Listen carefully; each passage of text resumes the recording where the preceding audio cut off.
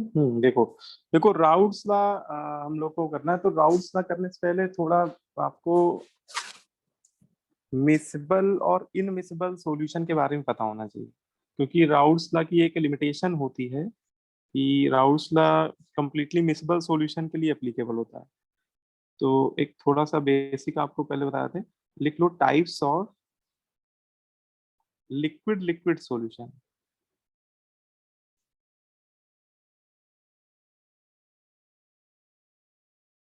Types of liquid liquid solution. देखो बेटा, दो लिक्विड को जब हम लोग मिक्स करते हैं, कभी भी दो लिक्विड को हम लोग मिक्स करते हैं, तो इसमें बेटा तीन तरह के सॉल्यूशन बनते हैं। ठीक है, कौन कौन से? पहला जो पॉसिबिलिटी होता है, पहला जो केस होता है, वो होता है कंप्लीटली मिसेबल सॉल्यूशन। ठीक है, आप ऐसा समझ सकते हो कि जब भी दो लिक्विड को मिक्स करेंगे, तो एक पॉसिबिलिटी होगी कि वो दोनों लिक्विड एक दूसरे में पूरी तरह से घुल जाएंगे, घुल मिल जाएंगे, पूरी तरह से डिजॉल्व हो जाएंगे।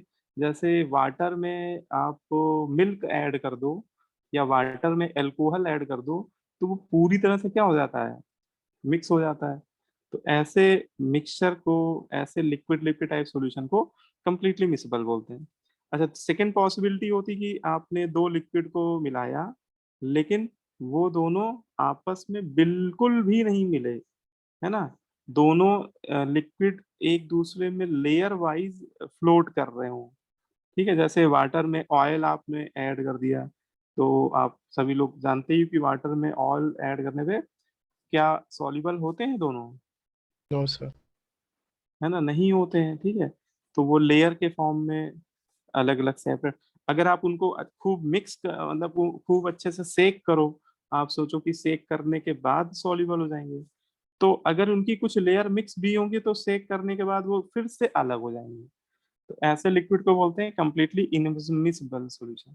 तो तीसरा केस होता है कि ऐसे दो लिक्विड जो मिलाने पे पूरी तरह से ना मिले, लेकिन थोड़े बहुत मिक्स भी हो जाए, पार्शियली मिक्स हो जाए, है ना, लेकिन पूरी तरह से सॉल्युबल ना हो, है ना। तो वो तीसरी कैटेगरी बन जाती है पार्शियली मिक्सेबल सॉल्यूशन। तो कंप्लीटली मिक्सबल जो पूरी तरह से मिक्स हो जाए, कंप्लीटली मिक्सबल जो पूरी तरह बिल्कुल भी मिक्स ना हो, और पार्शियल मतलब कि उनकी कुछ लेयर्स आपस में बस मिक्स हो जाए। ठीक है। सर अब ये पार्शियली क्या, वाले का एक एग्जांपल दे दीजिए। अरे एग्जाम्पल खूब सारे दूंगा मैं।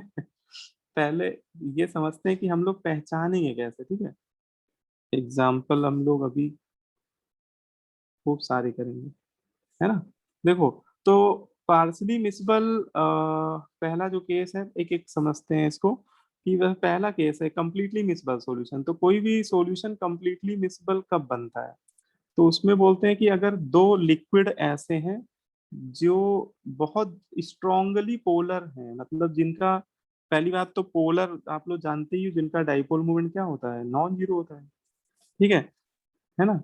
लेकिन नॉन जीरो तो होना चाहिए, लेकिन जीरो से काफी ज्यादा भी होना चाहिए, मतलब नियरली जीरो के आसपास है तो भी नहीं होना चाहिए। तो डाइपोल मोमेंट एक लार्ज वैल्यू होनी चाहिए। ठीक है, लार्ज का मतलब कि टू डिवाइस है तो ज्यादा ही होना चाहिए डाइपोल मोमेंट। टू डिवाइस से अगर ज्यादा है तो बोलते हैं कि डाइपोल मोमेंट ज्यादा है ना। तो ऐसे लिक्विड जिनका, जो स्ट्रांगली पोलर होते हैं, दो स्ट्रांगली पोलर लिक्विड का जो मिक्सचर होता है, वो कंप्लीटली मिसबल सॉल्यूशन बनाता है हमेशा। ठीक है। अच्छा, फिर सेकंड कैटेगरी में आते हैं, कंप्लीटली इनमिसबल। तो कंप्लीटली इनमिसबल में क्या होता है कि एक अगर पोलर है, ठीक है, और दूसरा कैसा है, नॉन पोलर है। मतलब एक का डाइपोल मोमेंट एक सिग्निफिकेंट वैल्यू है, लेकिन दूसरे का डाइपोल मोमेंट जीरो है, बिल्कुल ही नॉन पोलर है वो, तो वो दोनों लिक्विड कभी मिक्स नहीं होंगे। और पार्शियली मिसबल का जो केस होता है, इसमें बोलते हैं कि एक अगर वीकली पोलर है, मतलब कि बहुत ज्यादा पोलर नहीं है ना, तो दूसरा स्ट्रांगली पोलर है, ठीक है, या दूसरा भी वीकली पोलर हुआ, तो भी वही केस हो जाएगा। तो जैसे एक स्ट्रांगली पोलर हो गया और एक वीकली पोलर टाइप का है, या दोनों ही वीकली पोलर हो गए। तो ये वाले केस क्या हो जाते हैं, है ना, पार्सली मिसबल।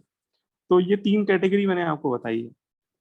अब इसमें जैसे थोड़ा मैं आपको सॉल्वेंट के बारे में थोड़ा समझा देता हूँ कि हम लोग जो लिक्विड पढ़ेंगे, सॉल्वेंट पढ़ेंगे, उसमें किस सॉल्वेंट को हम लोग स्ट्रांगली पोलर मानते हैं, किसको हम लोग वीकली पोलर मानते हैं, और किसको हम लोग नॉन पोलर मानते हैं। जैसे आपसे कभी वाटर की बात आ जाए, जैसे वाटर लिखा हो, तो वाटर को हम लोग क्या कहेंगे, स्ट्रांगली पोलर कहेंगे, वीकली पोलर कहेंगे, कि नॉन पोलर कहेंगे, क्या कहेंगे? Strong pull. Strong strongly polar. है ना? स्ट्रॉन्ग हाँ, तो स्ट्रॉन्गली पुल। वाटर, वाटर को स्ट्रांगली पोलर बोलते हैं। बहुत बढ़िया। क्योंकि इसमें आप उसके डायग्राम से समझ सकते हो कि सारे वेक्टर एडिटिव नेचर शो कर रहे होते हैं। जैसे ऑक्सीजन हाइड्रोजन का डाइपोल मोमेंट म्यू मान लेते हैं, ठीक है, और एक लोन पेयर का भी कुछ सामने ही पड़ेगा म्यू डैश। तो ये दोनों वेक्टर ऐड हो रहे होंगे, म्यू प्लस म्यू डैश। ऐसे इधर भी देखो, तो म्यू और इधर का म्यू डैश, ठीक है, म्यू प्लस म्यू डैश, और उन दोनों का रिजल्टेंट आपको बनता हुआ दिखेगा, म्यू प्लस म्यू डैश। तो इधर भी म्यू प्लस म्यू डैश, और इसका रिजल्टेंट कुछ आएगा, तो ये काफी सिग्निफिकेंट वैल्यू होता है, ठीक है। 5 पॉइंट समथिंग कुछ होता है डाइपोल, लेकिन वो आपको वैल्यू कोई नहीं याद रखनी है। आपको इतना ध्यान रखना है, इसका डाइपोल मोमेंट नॉन जीरो होता है और एक लार्ज वैल्यू होती है। इस वजह से water is example of strongly polar solvent, strongly polar liquid. तो वाटर कहीं दिख जाए तो सीधे क्या बोल देना, स्ट्रॉन्गली पोलर। ऐसे ही भैया एल्कोहल होते हैं, एल्कोहल भी स्ट्रॉन्गली पोलर, क्योंकि उसका भी वी टाइप का शेप होगा, ठीक है। तो इसको भी हम लोग क्या बोलते हैं, स्ट्रॉन्गली पोलर, ठीक है। वाटर हो चाहे एल्कोहल हो, दोनों क्या होंगे, स्ट्रॉन्गली पोलर, ठीक है। लेकिन ईथर कहीं दिख जाए बेटा, ईथर, ईथर जानते हो ना, ऑक्सीजन के साथ दोनों तरफ एल्किल आ जाते हैं, तो ये आपका कैसा होता है, वीकली पोलर है ना। ये कैसा होता है, पोलर है, लेकिन इसका डाइपोल मोमेंट कम आता है। रीजन इसका बता देते हैं, देखो, जब दोनों तरफ बल्की ग्रुप आ जाते हैं ना, आर आर, तो इनके बीच में स्टेरिक रिपल्शन लगने लगता है, और इनके बॉन्ड एंगल खुल जाते हैं। जैसे वाटर का बॉन्ड एंगल सभी को पता होगा 104 डिग्री होता है, लेकिन एल्कोहल का थोड़ा और ज्यादा पहुंच जाता है, 111 डिग्री तक पहुंच जाते हैं। वो आर के में कितना कार्बन, उस पर भी डिपेंड करता है। लेकिन जब दोनों तरफ आर हो जाते हैं, तो ये बॉन्ड एंगल काफी ज्यादा हो जाते हैं। मतलब कि नॉर्मल डाई एथिल ईथर का 132 होता है, जब दोनों एथिल होते हैं तो 132, और बल्कि होंगे तो ये एंगल और बढ़ेगा। और आपको पता ही है dipole moment internal bond angle का क्या होता है, इनवर्सली प्रोपोर्शनल होते हैं। बॉन्ड एंगल जितना बढ़ेंगे उतना डाइपोल मोमेंट क्या होता है, घटता है, ठीक है। तो ये वीकली पोलर की कैटेगरी में आ जाता है। ये बात समझ में आएगी नहीं आई? ईथर जो होते हैं वो वीकली पोलर सॉल्वेंट होते हैं, ठीक है। अब जैसे आपको कहीं पे दे दिए जाए कार्बन टेट्राक्लोराइड CCl4, काफी फेमस है, अच्छा सॉल्वेंट भी, कई जगह आपको मिलेगा भी। नॉन। हाँ, तो ये नॉन पोलर हो जाएगा, क्योंकि इसका तो म्यू म्यू सब उड़ जाएगा, कैंसिल हो जाएगा, टेट्राइडल ज्योमेट्री है ना, तो सारे डाइपोल मोमेंट पॉलीगॉन थ्योरम के अकॉर्डिंग कैंसिल कर जाएंगे, ठीक है। जितने भी रेगुलर पॉलीगॉन होते हैं उनका नेट डाइपोल मोमेंट वैसे भी जीरो आता है। अच्छा, जैसे बेंजीन बोला जाए, बेंजीन भी बहुत अच्छा क्या है, नॉन सॉल्वेंट पोलर। है ना, तो नॉन पोलर हो जाएगा, बहुत बढ़िया, ठीक है। अच्छा, बेंजीन, सॉरी, ये तो टॉलवीन बन गया। बेंजीन, बेंजीन का म्यू जीरो होता है एग्जैक्टली, तो ये क्या होता है, नॉन पोलर, ठीक है। अच्छा, ये बताओ कहीं टॉलवीन लिखा हो तो क्या उसको बोलेंगे? Weak polar. Sir weakly. Sir weak polar से, क्योंकि CH3 का बहुत कम होगा और खाली वही फिर बिल्कुल, क्योंकि बहुत रिंग बढ़िया। में अनसैचुरेशन थोड़ा होता है तो इलेक्ट्रोनेगेटिविटी थोड़ी ज्यादा होती बेंजीन रिंग का अपना तो वैसे ही जीरो होता है, म्यू म्यू चाहो तो कैंसिल हो जाता है। तो इसमें बेंजीन रिंग को तो आप देखो ही नहीं, भूल जाओ कुछ है। बस ये सोचो कि यहाँ पे मेथिल की वजह से थोड़ा सा प्लस आई इफेक्ट लग रहा होगा, मतलब ये इलेक्ट्रॉन इधर भेज रहा होगा रिंग की तरफ, तो यहाँ पे डेल्टा निगेटिव डेल्टा पॉजिटिव ठीक ठाक थोड़ा आ रहा होगा छोटा छोटा, है ना। तो इसका म्यू जीरो तो नहीं होगा, लेकिन जीरो से थोड़ा ही ज्यादा होता है, मुझे ऐसे याद आ रहा है फ्रैक्शनली होता है, 0.85 डिवाई ऐसे कुछ वैल्यू होती है ना। मतलब कि इसको हम लोग पार्शियली पोलर बोलते हैं, ठीक है। यहाँ तक कि ऑर्गेनिक केमिस्ट्री में तो हाइड्रोकार्बन को ऑलमोस्ट नॉन पोलर की नजरों से देखा जाता है। हाइड्रोकार्बन कोई भी हो है ना, उसको हम लोग नॉन पोलर की नजरों से देखते हैं। लेकिन एग्जैक्ट जीरो नहीं होगा, सॉल्यूशन चैप्टर में इसको हम लोग ऐसा नहीं कहेंगे कि नॉन पोलर है, तो वो गलत हो जाएगा। हाँ, बहुत स्मॉल डाइपोल मूवमेंट है ना, फ्रैक्शनल डाइपोल मूवमेंट होता है, इसलिए इसको क्या बोल देते हैं, पार्सली पोलर। ठीक ठीक है, बोलो भाई। जैसे कहीं पे कार्बन डाई सल्फाइड लिखा हो, ये कैसा होगा, पोलर की non polar? Polar. Non polar. अरे ये लीनियर होता है, जैसे कार्बन डाइऑक्साइड का, तो म्यू म्यू कैंसिल हो जाएगा, यस सर, इसका जीरो आएगा, ये तो परफेक्ट नॉन पोलर है।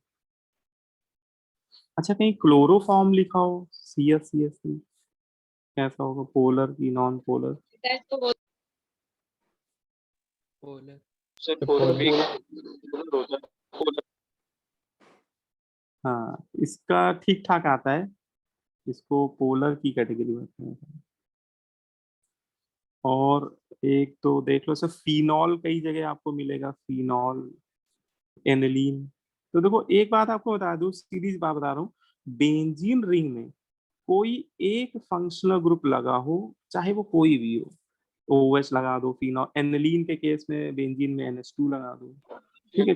कोई क्लोरोबेंजीन, ब्रोमोबेंजीन, आयोडोबेंजीन, ये सब क्या होते हैं, पार्शियली पोलर होते हैं, क्योंकि देखो बेंजीन का अपना डाइपोल मोमेंट वैसे ही जीरो होता है, एक कोई फंक्शनल ग्रुप आ भी जाएगा तो थोड़ा सा बहुत स्मॉल डाइपोल मोमेंट एराइज होता है वहां पे, तो उसको हम लोग स्ट्रांगली पोलर नहीं, कैटेगरी ज्यादातर का तो फ्रैक्शनली होता है, 1 DY के आसपास, या तो कम होगा या ज्यादा भी होगा तो 1 से थोड़ा ही ज्यादा होगा।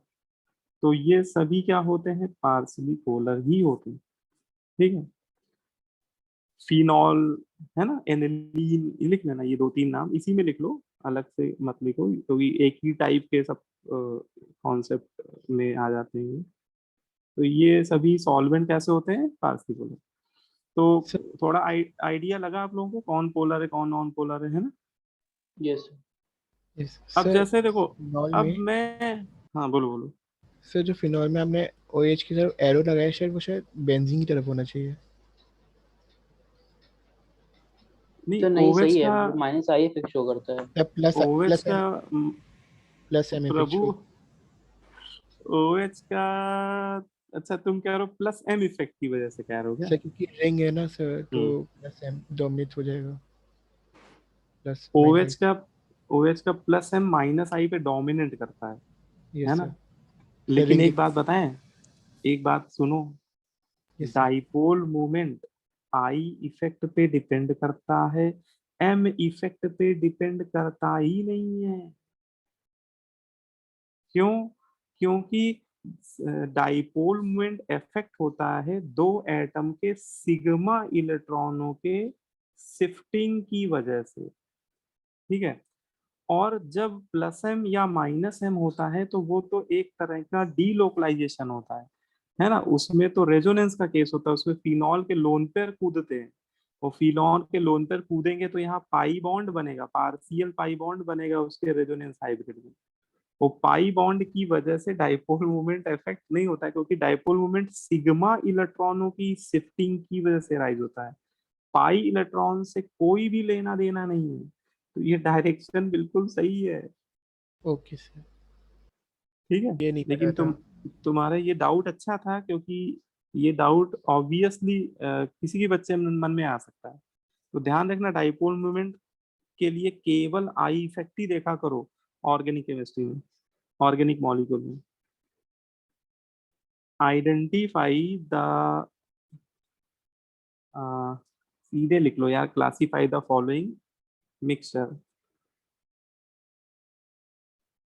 Classify the following mixture. देखो भाई, अच्छा मैं एग्जांपल लिखूंगा, आप मुझे टाइप बताना। मैं आपको देखो रटाना नहीं चाहता हूँ कि ये आपका कंप्लीटली पोलर होता है। मैं आपको देखो सिखाना चाहता हूँ।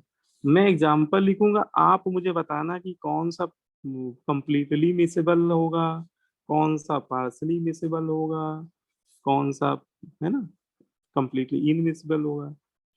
ये आपको पहचानने आना चाहिए। मैंने आपको रूल फंडे सब बता दिए।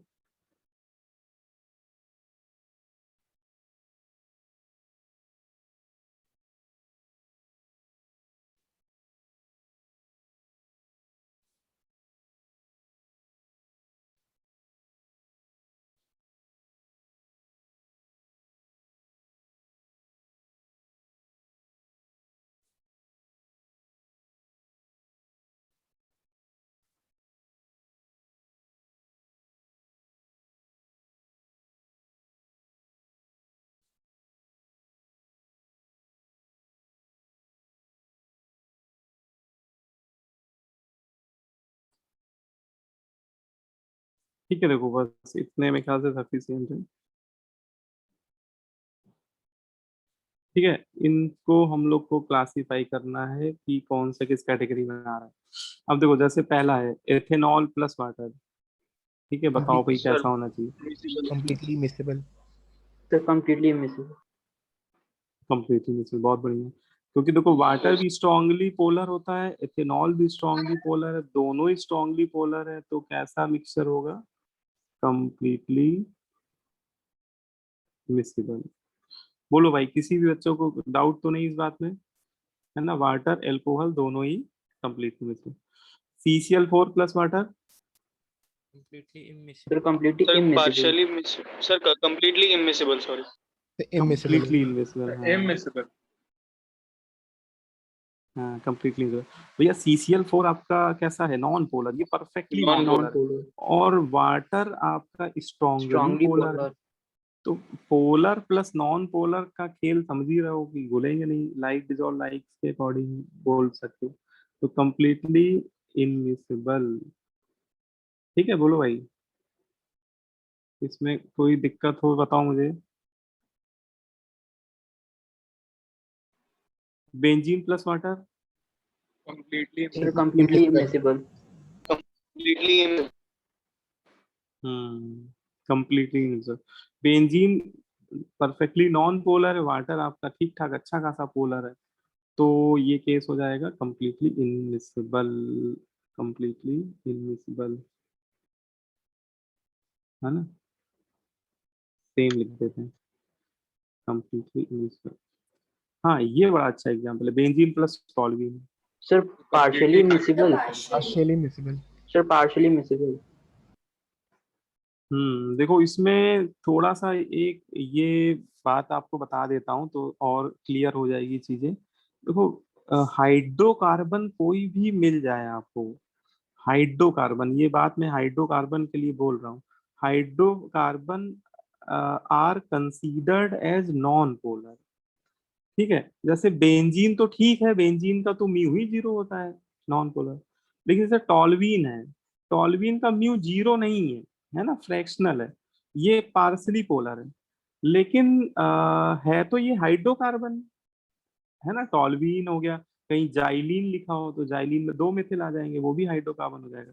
तो हाइड्रोकार्बन में कार्बन कार्बन के बीच में जो मूवमेंट होता है वो बहुत ज्यादा नहीं होता है।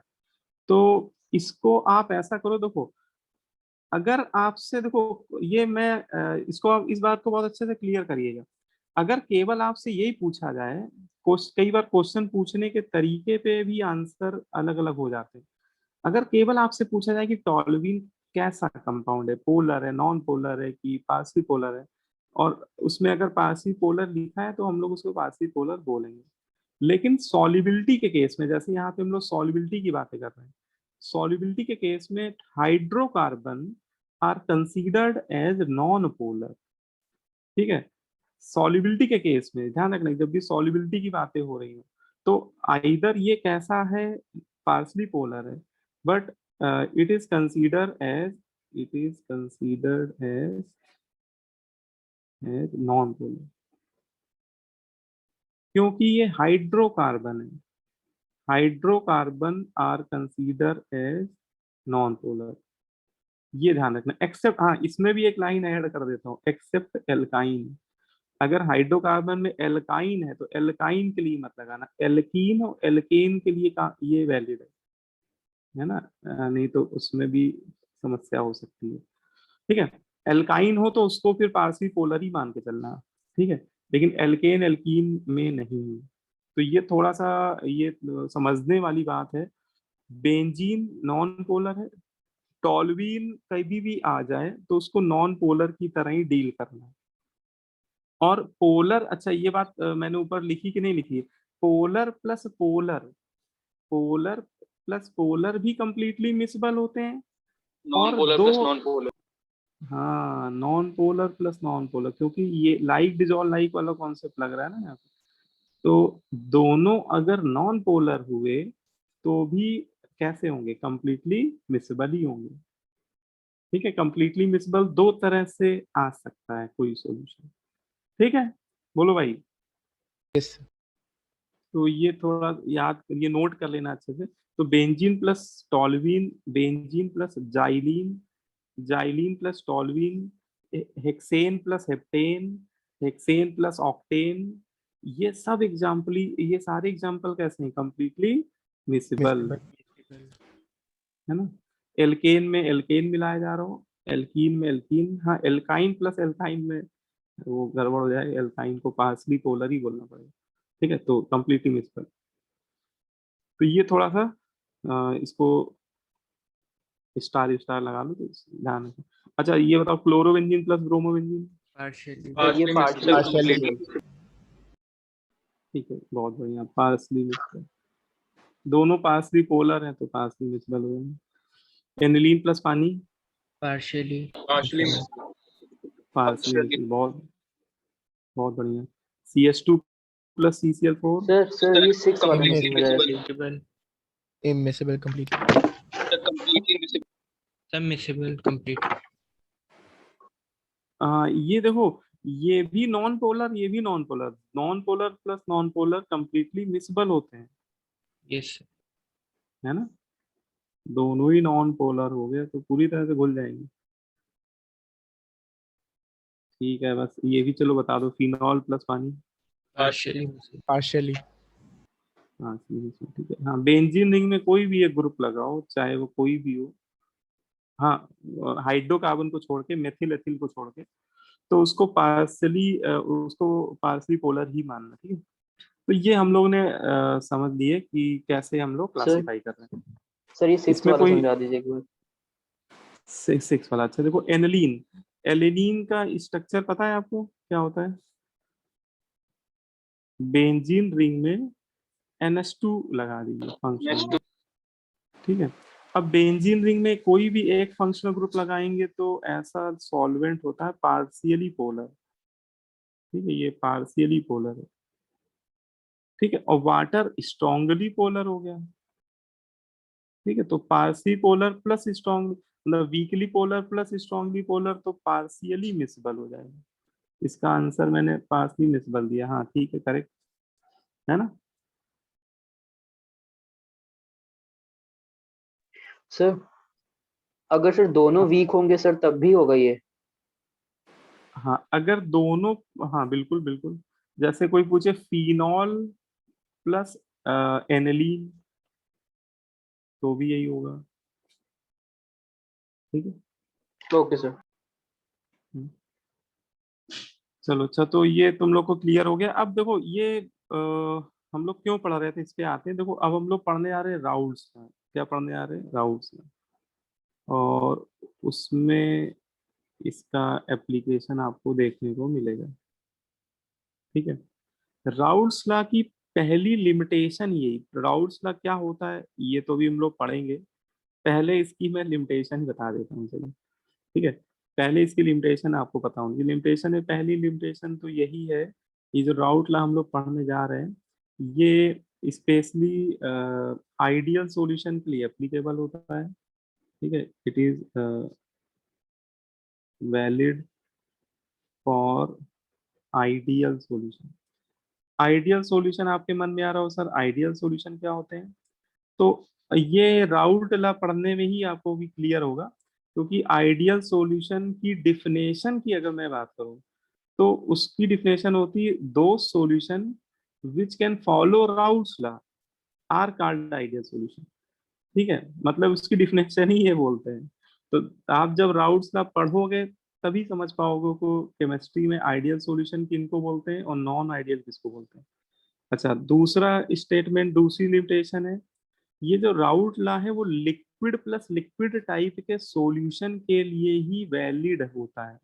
लिक्विड प्लस लिक्विड मतलब उसमें सोल्यूट भी लिक्विड होना चाहिए, सॉल्वेंट। जैसे हेनरी लॉ किस टाइप के सॉल्यूशन के लिए होता है gas valid? Plus gas liquid. Plus liquid. Gas plus liquid, very good. ऐसी राउट्स लॉ जो हम लोग पढ़ने जा रहे हैं इसमें सोल्यूट सॉल्वेंट दोनों ही लिक्विड होने चाहिए, पहली बात। अच्छा, फिर हम लोगों ने ऊपर पढ़ा कि लिक्विड प्लस लिक्विड टाइप के भी कितने सॉल्यूशन होते हैं? तीन तीन। टाइप के। तो तीन। क्या तीनों के लिए एप्लीकेबल होता है? तो देखो, तीनों के लिए नहीं होता है, ये कंप्लीटली मिसिबल के साथ साथ, वैसे देखो अगर बिल्कुल सच्चाई बोला जाए तो ये केवल कंप्लीटली मिसिबल के लिए ही पूरी तरह से एप्लीकेबल होता है।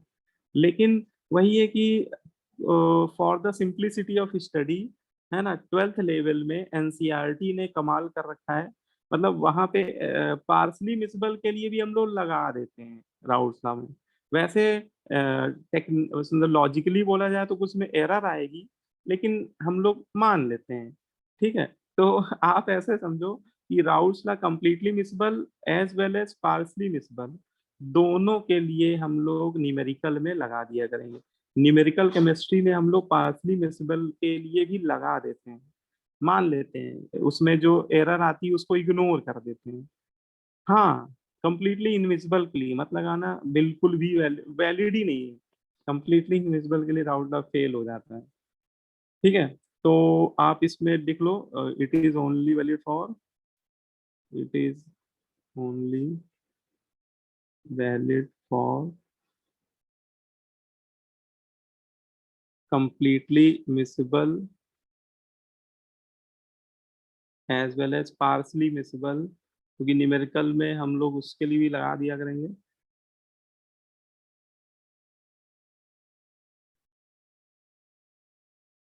Five liquid plus liquid solution, ठीक है। तो completely miscible as well as partially miscible type के लिक्विड प्लस लिक्विड सॉल्यूशन के लिए राउट लॉ क्या होता है? एप्लीकेबल होता है। बोलो भाई। यस।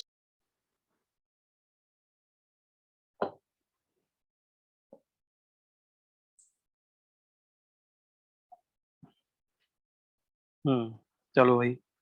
अब आते हैं भाई राउट्स लॉ होता क्या है। सर सर अगर हाँ कभी बोलो। स्कूल एग्जाम में पूछा जाए कि राउल्स लॉ किसके लिए वैलिड है, तो हम खाली मिसिबल के लिए बोलेंगे कि पार्शियली भी लिख देंगे? देखो ये बात ऐसे समझो। देखो अगर ऑन पेपर बात आए, मतलब कि जब लिखने की बारी आए सब्जेक्टिव पेपर में, तो आप लोग केवल यही लाइन लिखिएगा, it is valid for only miscible type solution. On paper तो हम लोग इतनी बात करते हैं। और ये जो बात मैंने लिख दी है, ये न्यूमेरिकल के सेंस में लिख दी है, क्योंकि न्यूमेरिकल करते समय हम लोग पार्सली मिसिबल के लिए भी सॉल्व कर लेते हैं, ठीक है। क्योंकि थ्योरेटिकली आप कहीं भी लिखा देखोगे किसी भी बुक में, ठीक है, तो वो लोग केवल कंप्लीटली मिसिबल की बात करते हैं और वही सही भी है ना। अब वो न्यूमेरिकल केमिस्ट्री में तो कई बार हम लोग वैसे भी अप्रोक्सीमेशंस लेते हैं, तो उस केस में भले ही आप उसको पार्सली मिसिबल के लिए लगा दो, ठीक है। देखो हम लोग क्या कर रहे हैं, एक हमने क्या किया, एक वोलाटाइल लिक्विड ले लिया। वोलाटाइल लिक्विड, वोलाटाइल लिक्विड मतलब ऐसा लिक्विड जिसकी वेपर बन सके, ठीक है। समझिएगा, बहुत इंपॉर्टेंट है राउट लॉ। है ना। और ये समझ लीजिए कि एक बार में समझ में नहीं आता है, लेकिन आप, मैं पढ़ाऊंगा तो आएगा। वैसे कोई और टीचर से पढ़ना, एक बार में बिल्कुल नहीं समझ में आता है ये। ठीक है, वो सीधे तुम्हें रटाने लगता है ना टीचर, और मैं वैसे ही बताऊंगा जैसे आप बिल्कुल, आप ही राउल्स हो, आप ही एक्सपेरिमेंट कर रहे हो सारे। ठीक है, देखो, तो राहुल भाई साहब ने क्या किया, देखो राहुल भैया क्या करते थे, ये एक वोलाटाइल लिक्विड लेते थे, ठीक है, मान लिया ए है, और इसको किसी कांस्टेंट टेम्परेचर T0 पे मेंटेन करते थे। इसको थर्मोस्टेट के ऊपर रख दिया, उसका टेम्परेचर क्या है, कांस्टेंट। तो क्या होगा, वेपर बनेगी, क्योंकि ये वोलाटाइल लिक्विड है तो वेपर बनेगी।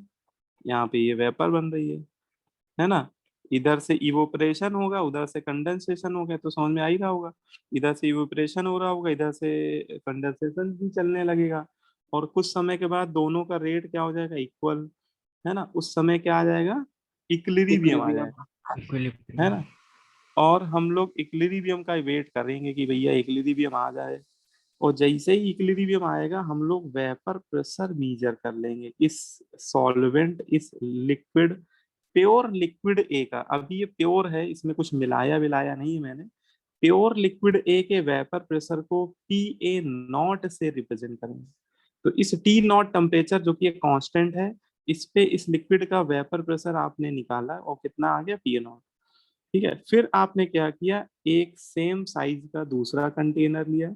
वैसे यहाँ पे साइज से कोई मतलब नहीं, क्योंकि वेपर प्रेशर कंटेनर के शेप पे वैसे ही नहीं डिपेंड करता है।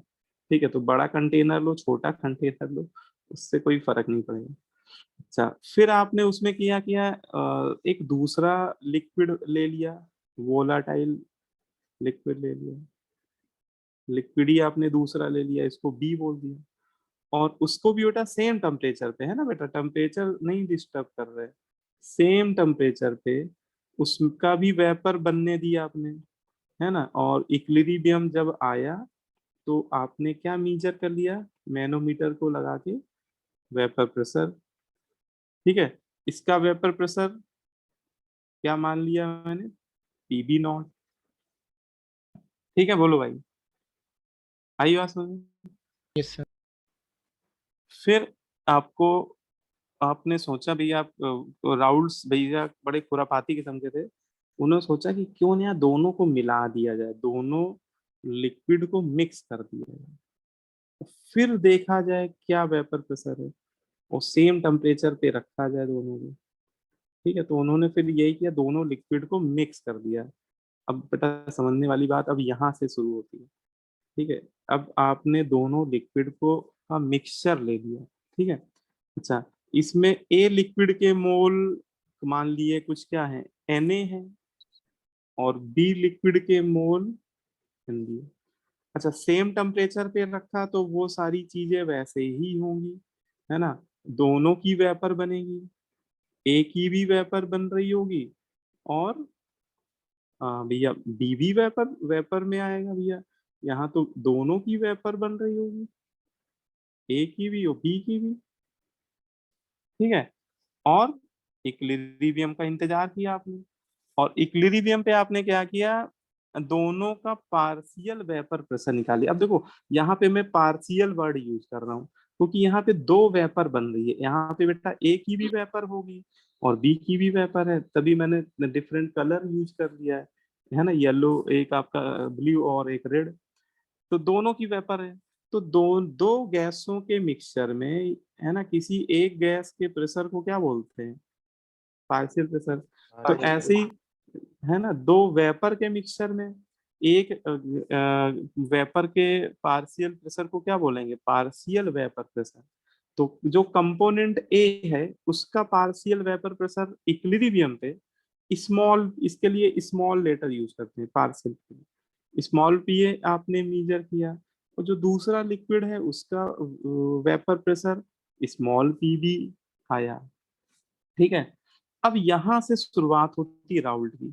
तो राउल्ट यही कर रहे थे, वो कोई दो लिक्विड लेते थे, ऐसे लिक्विड जो कंप्लीटली मिसबल हो, और दोनों को मिक्स करके इक्विलिब्रियम पे दोनों के क्या निकालते थे, पार्शियल वेपर प्रेशर। ठीक है, इतनी बात समझ आ गई। Yes. ठीक है। अच्छा, जब ये पार्शियल वेपर प्रेशर निकालते थे, ये पीए की वैल्यू जब वो कैलकुलेट करते थे, तो अच्छा ये पूरा एक्सपेरिमेंटल लॉ है, इसके पीछे कोई डेरिवेशन नहीं है। तो ये एक्सपेरिमेंट्स का रिजल्ट हम लोग यहाँ पे पढ़ रहे हैं। तो फॉर कंपोनेंट ए, जैसे मैं ए कंपोनेंट की बात करूं, तो ए कंपोनेंट का जो पार्शियल वेपर प्रेशर है पीए, वो देखते थे कि जिस कंपोनेंट का पार्शियल वेपर प्रेशर वो निकालते थे, वो उसी कंपोनेंट के लिक्विड स्टेट में मोल फ्रैक्शन के डायरेक्टली प्रोपोर्शनल होते थे।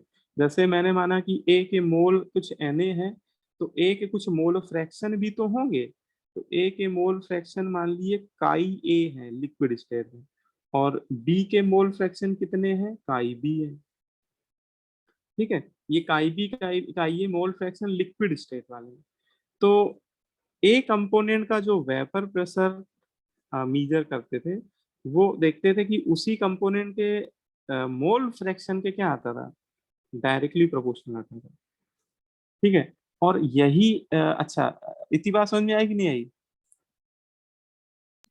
Yes. है ना? सर ये ये लास्ट वाला नहीं है। हाँ, ये वैसे एक्सपेरिमेंटली डिटरमाइन था, लेकिन उसी को हम लोग राउल्ट्स लॉ में यही पढ़ते ही है कि किसी दो वोलाटाइल लिक्विड का जो मिक्सचर होता है वेपर का, उसमें किसी एक कंपोनेंट का पार्शियल वेपर प्रेशर उसी कंपोनेंट के मोल फ्रैक्शन के डायरेक्टली प्रोपोर्शनल होता है लिक्विड स्टेट में।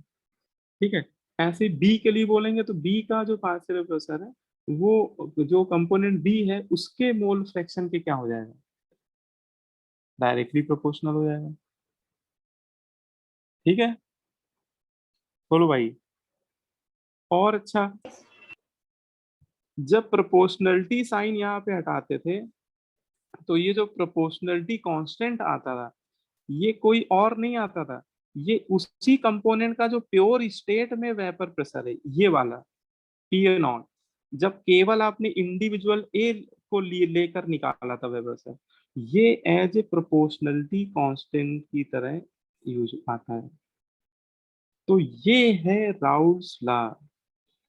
इसी से राउट लॉ की डिफिनेशन लिखी जाती है। अगर आपसे अच्छा ये बोर्ड पेपर में ये मान लो कि 100% आता ही आता है डिफाइन राउट्स लॉ, मतलब डिफिनेशन आपसे पूछ ली जाएगी केवल। तो अगर आपसे केवल डिफिनेशन ही पूछी आ रही, तो आप सीधे लिख देना, क्या लिखोगे, इसी इस लाइन को ही आपको बोलना है। क्या बोलना है लैंग्वेज में? देखो मैं लिख रहा हूँ, समझिएगा। At equilibrium according to Raoult's law, at equilibrium in a mixture, क्योंकि ये राउल्ट्स लॉ मिक्सचर के लिए डिफाइन होता है।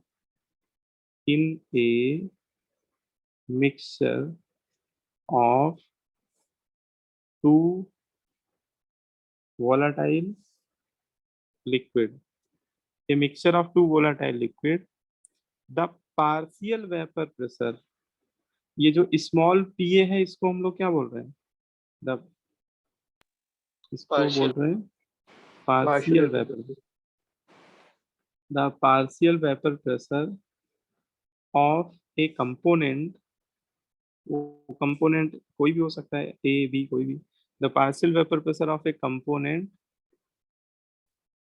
Is equal to product of mole fraction of that component and vapor pressure of that component at pure state, equal to product of mole fraction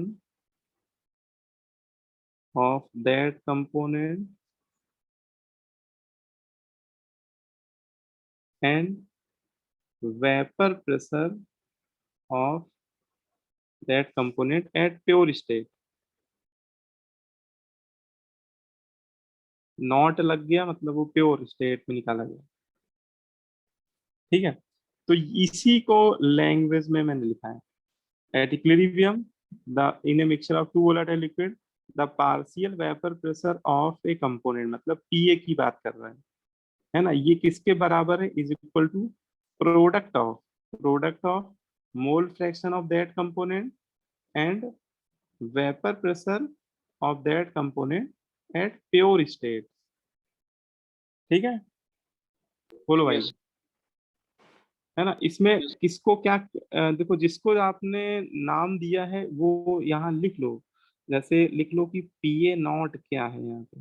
PO not किसको बोल रहा है, तो पीए not बोल रहा है vapour pressure of pure liquid A.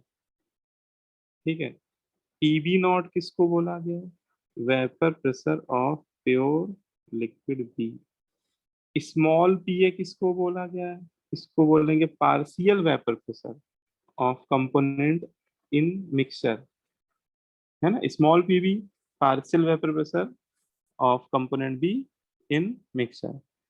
ठीक है, बोलो भाई।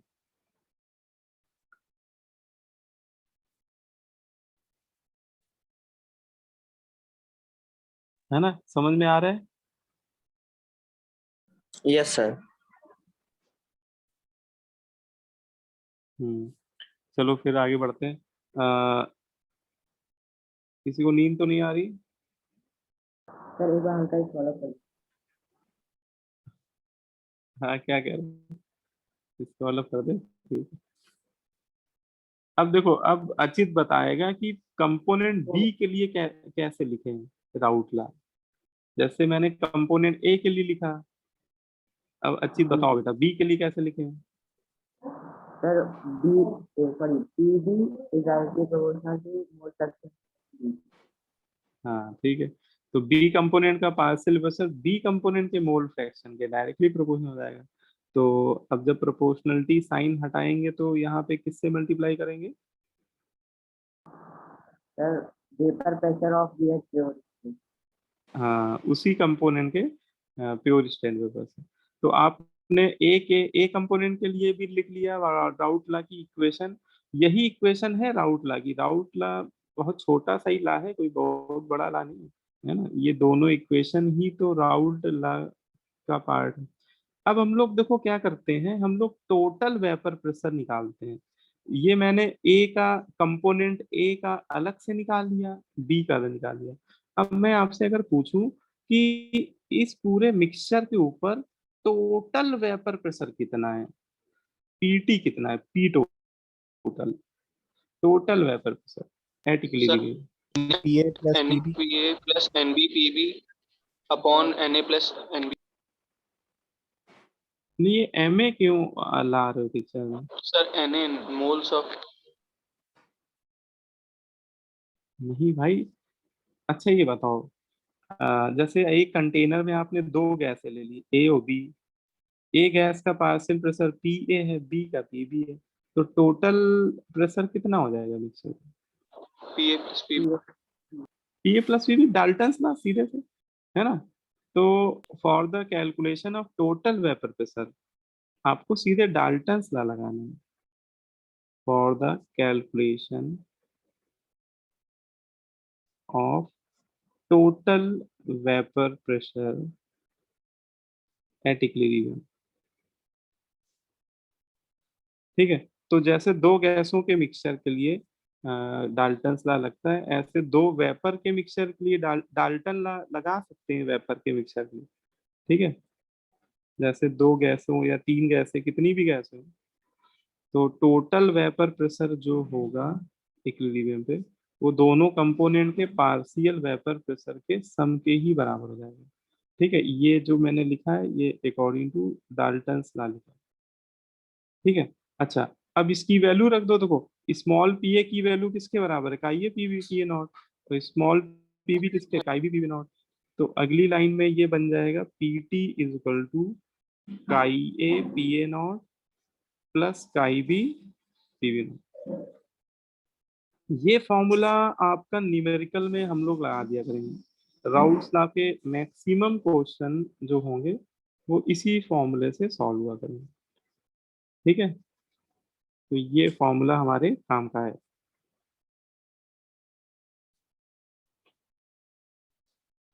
ठीक है, समझ में आ रहा है इतना बात। P T equal to chi A P not plus chi B PV not.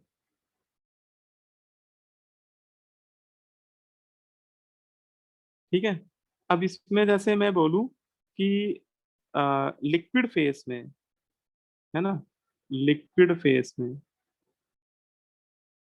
जो दोनों कंपोनेंट हैं ए और बी, इनके मोल फ्रैक्शन का सम कितना होगा? 1. ठीक है, 1 होगा, बिल्कुल सही।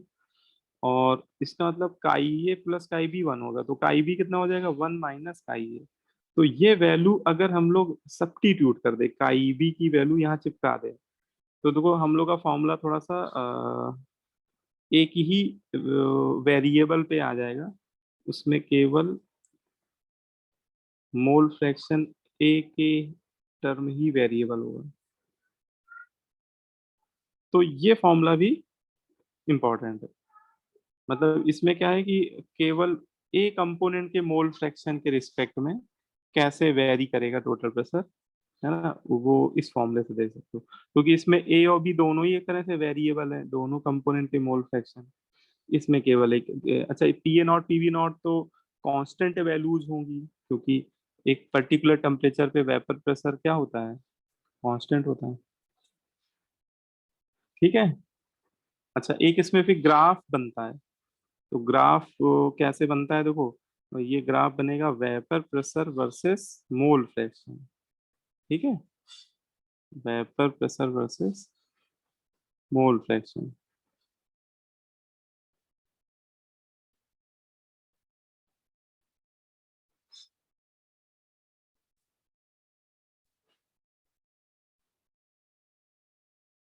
वेपर प्रेशर से मोल फ्रैक्शन। तो इसमें देखो, वाई एक्सिस में हम लोग ले रहे हैं वेपर प्रेशर, ठीक है, और एक्स एक्सिस में क्या ले रहे हैं हम लोग? Mole fraction.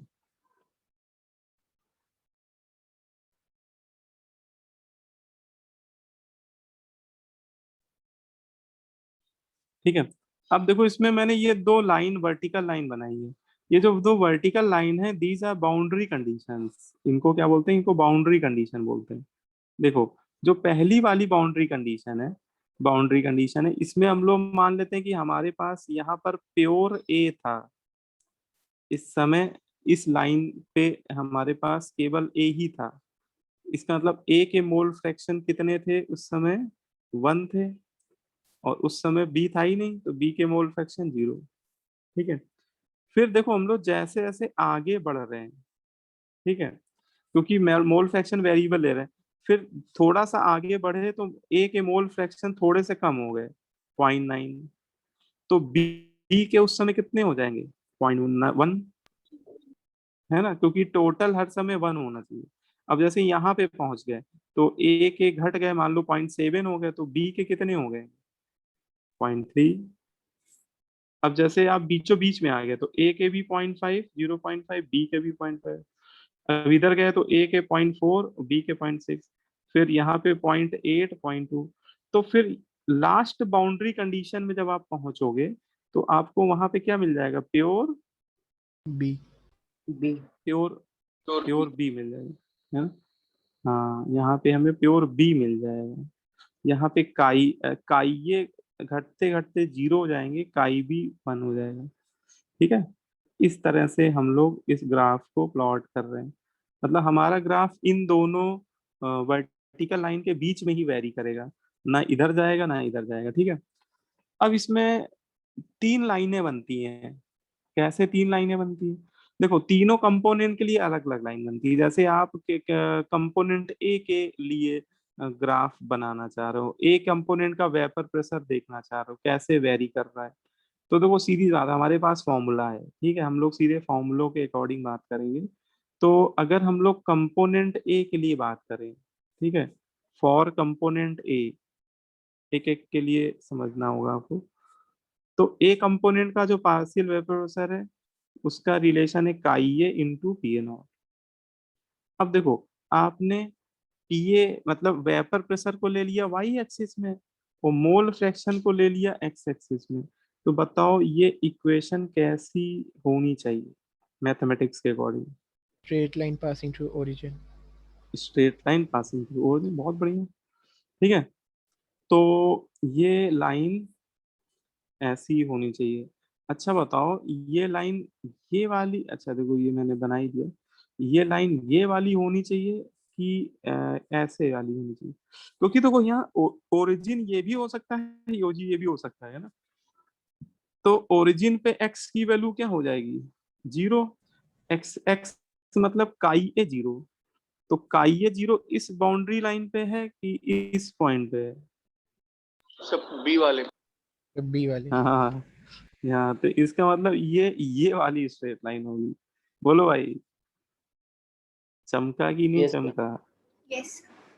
तो चमक गया। Yes sir.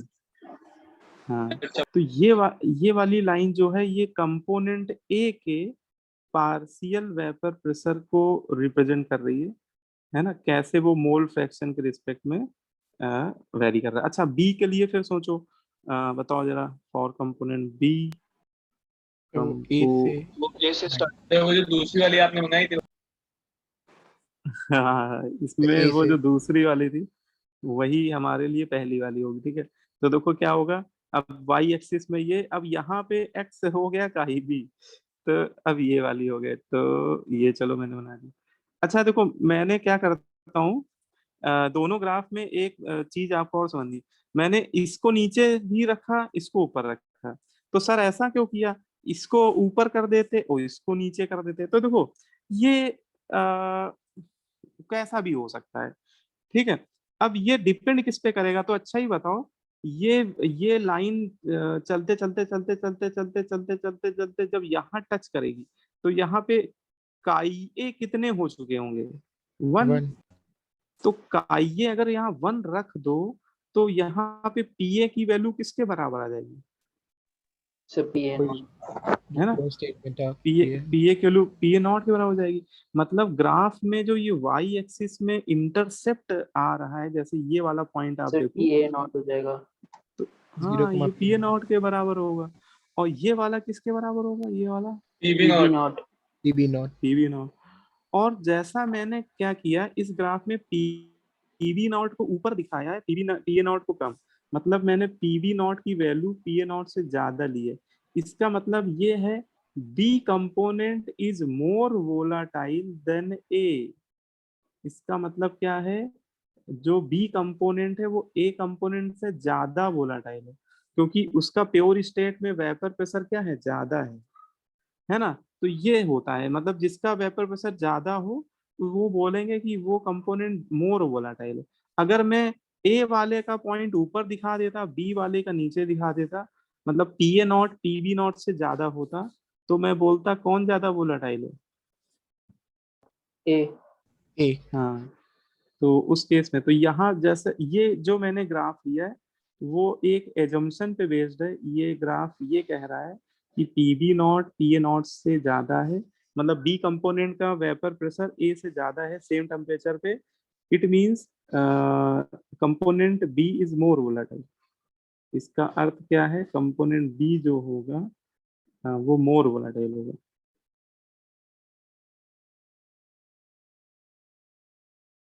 ठीक है। अच्छा, फिर एक इसमें तीसरी लाइन होगी, वो टोटल वेपर प्रेशर को रिप्रेजेंट करेगी। और टोटल वाली लाइन ये देखो आपके सामने लिखी हुई है, ये वाली। अब इसमें टोटल वेपर प्रेशर को वाई एक्सिस में ले लो, काइए को एक्स एक्सिस में। अब देखो ये पीए नॉट पीवी नॉट है, तो ये दोनों कांस्टेंट का डिफरेंस भी कांस्टेंट होगा। तो Y equal to M X plus C, मतलब ये एक स्ट्रेट लाइन होगी, इंटरसेप्ट भी मिलेगा, है ना। और ये लाइन पीए नॉट से शुरू होगी, पीवी नॉट पे खत्म होगी। ये कैसे मैंने पहचाना, देखो इस लाइन पे इस बाउंड्री कंडीशन वैल्यूज पे, रख। हाँ तो इस जब बाउंड्री पाए कंडीशन, 0 होगा तो पीबी के बराबर होगा। हाँ इसको जस्टिफाई कर सकते हो। जब काइए जैसे 1 रख लो इस वाली बाउंड्री लाइन पे, तो पीवी नॉट उड़ गया, देखो पीटी पीए नॉट के बराबर आ गया। इससे समझ में आ रहा है, अच्छा ये ग्राफ शुरू यहाँ से होगा, ये लाइन। और इस बाउंड्री कंडीशन पे काई ए 0 हो जाएगा। काई ये 0 ही रख दो तो ये पूरा ही 0 हो जाएगा, पीटी पीवी नॉट के बराबर हो जाएगा, तो खत्म यहाँ पे होगा। तो ये जो लाइन चल रही है ऊपर ऊपर वाली, ये बेटा टोटल वेपर प्रेशर को रिप्रेजेंट कर रही है। ठीक है, ये ग्राफ को रीड करना आना चाहिए। तो ये वाली लाइन बी कंपोनेंट के वेपर प्रेशर को रिप्रेजेंट कर रही है, ये वाली ए कंपोनेंट, ये वाली टोटल वेपर प्रेशर को रिप्रेजेंट कर रही है। ठीक है, क्लियर हो गया? बोलो भाई। सर ये बराबर Yes. बराबर हो सकता है ना, P A total P B not? हाँ बराबर हो सकते हैं, मान लो कि वैसे बड़ा मुश्किल है ऐसे दो लिक्विड जिनके इंटरमॉलिक्यूलर फोर्स बिल्कुल सेम स्ट्रेंथ के होंगे तभी बराबर हो सकता है। तो ऐसा प्रैक्टिकली, जैसे एक आपने बेंजीन लिया एक टॉल्यूइन लिया, तो टॉल्यूइन के फोर्स इंटरमॉलिक्यूलर फोर्स थोड़े से ज्यादा होंगे क्योंकि वो पार्शियली पोलर टाइप का है ना। तो एग्जैक्ट बराबर मिल पाना बहुत डिफिकल्ट होता है, या तो दोनों लिक्विड ही सेम हो, और लिक्विड सेम है तो बाइनरी सॉल्यूशन ही नहीं होगा, है ना। तो वो थोड़ा डिफरेंस सर होता है ना। मतलब आप इसको ऐसा समझो कि ये एग्जैक्ट ऐसा नहीं होगा, ऐसा ग्राफ प्रैक्टिकली नहीं बनता है, ठीक है। एक तो ज्यादा वोलेटाइल होता है दूसरे की कंपेरिजन में। हाँ ये डिफरेंस कम हो सकता है, वो बात नहीं है। अच्छा जी हाँ, सर। और कोई कोई कोई पूछ रहे थे बच्चा? सर ये total pressure sir P not a से सर क्यू शुरू एक बार फिर से बता दीजिए। हाँ देखो, उसको ऐसे समझो, ये वाली जो फॉर्मूला है इसी से ये ग्राफ बनाया है मैंने। ये वाली लाइन बेटा टोटल वेपर प्रेशर को रिप्रेजेंट कर रही है। अब देखो, ये वाली जो बाउंड्री कंडीशन है, इसको इसमें देखो किस कंपोनेंट का मोल ए का कंपोनेंट, ए कंपोनेंट का मोल फ्रैक्शन इस लाइन पे कितना है, तो सर 1 है। 1। तो आप क्या करो, काइये की जगह 1 रख दो। तो काइये की जगह जैसे ही 1 रखोगे तो क्या होगा, पीवी नॉट कैंसिल हो जाएगा, है ना। इससे ओके सर रिजल्ट समझ क्या गया। आया, पीटी बराबर पी ए नॉट। इसका मतलब इस बाउंड्री लाइन पे जो वेपर प्रेशर होगा वो एग्जैक्ट पी ए नॉट के बराबर होगा। मतलब हमारा ग्राफ इसी पॉइंट से शुरू होगा, पी ए नॉट की वैल्यू से, और खत्म कहाँ होगा, तो वो इस बाउंड्री लाइन पे देखो काइये कितना है, 0। तो काइये 0 रख दो, 0 रखते ही ये पूरा 0 हो जाएगा, मतलब पीटी बराबर पीवी नॉट के बराबर हो जाएगा। मतलब ये लाइन टर्मिनेट होगी पीवी नॉट के जैसी प्रेशर पीवी नॉट के बराबर होगा, है ना। तो यहाँ पे आके खत्म होगी। तो ये स्ट्रेट लाइन इस तरह की बनेगी। हाँ बोलो बोलो। सर ये बार फिर से बता दीजिए, कौन सी लाइन कौन से ओरिजिन से पास हो, मतलब कैसे देखें? इसके लिए देखो, इसमें सीधी बात है, जैसे मैं कंपोनेंट ए के लिए पहले देखा था, तो मैंने ये फॉर्मूला लिख दिया, राउट ला ए के लिए पी एस इक्वल टू काई पी होना। अब जैसे मुझे देखना है कि ये ओरिजिन से कैसे पास होगी, तो ओरिजिन पे जहाँ पे काइये 0 हो जाएगा, क्योंकि काइये ही एक्स एक्सिस के लॉन्ग ले रहे हैं, और ओरिजिन पे एक्स भी 0 होता है, वाई भी 0 होता है, पता ही है आपको, 0,0 कोऑर्डिनेट होते हैं ओरिजिन पे, है ना। तो काइये 0 इस पॉइंट पे हो रहा है कि इस पॉइंट पे हो रहा है, दूसरा ऑब्वियस है इस पॉइंट पे हो रहा है। तो इसका मतलब हमारा जो ए कंपोनेंट का लाइन होगा पार्शियल वेलोसिटी की, वो यहाँ से शुरू होगी इस पॉइंट से, है ना, और यहाँ से शुरू होके ऐसे निकल जाएगी, ठीक है। वो क्योंकि नेचर तो वो स्ट्रेट ही लाइन है वाइस एक्स। और बी के लिए कैसे देखोगे, बी के लिए जहाँ काई भी 0 होगा वहां से शुरू होगी, काई भी 0 यहाँ पे है, तो बी के वेपर पे साइड लाइन यहाँ से चलेगी, ठीक है। ठीक है, क्लियर हो गया भाई। थ्योरी में अभी भी कोई डाउट हो तो क्लियर कर सकते हो, पूछ सकते हो।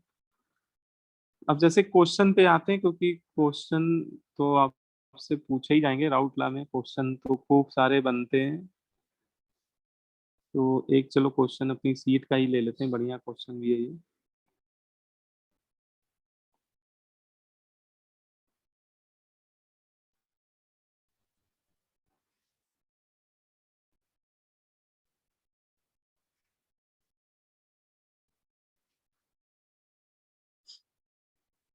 देखो भाई, सभी लोग जाग जाओ अगर किसी को नींद आ रही तो। देखो कह रहा है two liquid A and B form an ideal solution. कह रहा है दो लिक्विड है ए और बी, दोनों मिलके क्या बना रहे हैं, आइडियल सॉल्यूशन।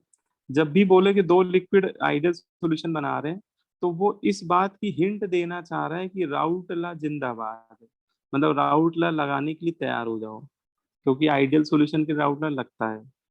फिर आगे क्या कर रहा है, at 300 kelvin vapour pressure of a solution containing 1 mole of A and 3 mole of B is 550। देखो एक डायग्राम बना लेते हैं। वो कह रहा है कि एक सॉल्यूशन लिया गया है और उस सॉल्यूशन में ए कंपोनेंट के मोल कितने ले लिए, ए के ले लिए 3 मोल और बी के कितने ले लिए, ए के 1 है, बी के 3 है, ठीक है ऐसा है हाँ। और यहाँ पे भैया उसको 300 केल्विन टेम्परेचर रखा है। तो जो वेपर यहाँ बनी है इसका वेपर प्रेशर उसने मीजर कर लिया, और ये सॉल्यूशन का वेपर प्रेशर, सॉल्यूशन का वेपर प्रेशर मतलब पूरे मिक्सचर का है। एक तरह से वो उसने पी टोटल दे दिया आपको, पीटी दे दिया है कितना, 550 मिलीमीटर मरकरी, ठीक है। इतनी इंफॉर्मेशन आपको पता है। फिर कह रहा है एट द सेम टाइम, देखो टेम्परेचर नहीं डिस्टर्ब किया, टेम्परेचर नहीं डिस्टर्ब करेगा मतलब समझ लो पीए नॉट पीवी नॉट की वैल्यू चेंज नहीं होगी, जो इस पहले कंटेनर में जो वैल्यू लेंगे वही दूसरे केस में ले लेंगे। फिर कह रहा है if 1 mole of B is added into the solution, फिर इसमें 1 मोल बी और ऐड कर दिया, 1 मोल बी इसमें ऐड कर दिया।